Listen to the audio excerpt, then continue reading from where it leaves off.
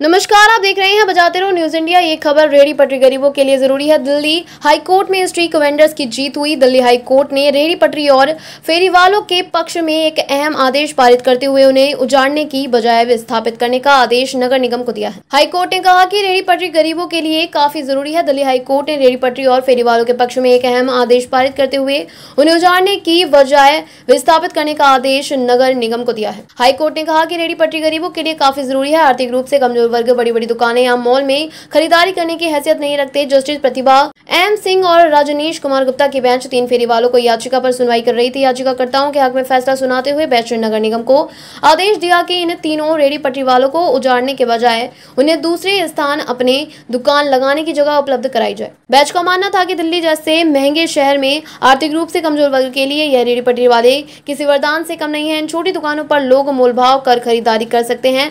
Bench ने यह भी माना कि राजधानी की 50% आबादी ही बड़े मॉल या दुकानों से खरीद फरोख्त करने की हैसियत रखती है। बाकी लोग रेहड़ी पट्टी फेरी वालों व छोटी दुकानों से ही जरूरत का सामान खरीदना को प्राथमिकता देते हैं। ऐसे में निगम को चाहिए कि उचित नीति बनाकर छोटे दुकानदारों को जगह उपलब्ध कराएं। 10 जुलाई तक दुकान के लिए जगह देने के निर्देश दिया है। बेंच के समक्ष निगम के वकील ने कहा कि एमसीडी को याचिकाकर्ताओं के स्थानांतरित वेंडिंग साइट्स देने के लिए कुछ समय दिया जाए।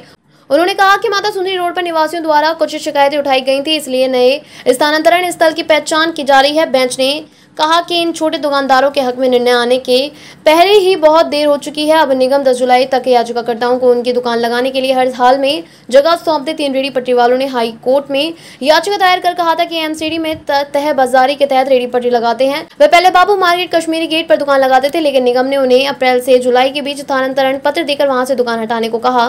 दुकानदारों को माता सुंदरी मार्ग पर दुकान लगाने को कहा गया, लेकिन वहां उन्हें स्थानीय लोगों ने दुकान नहीं लगाने दी। 3 साल से उनका कारोबार ठप है। परिवार की आर्थिक स्थिति बेहद खराब है। ये था दिल्ली से राज कुंद्रा की रिपोर्ट।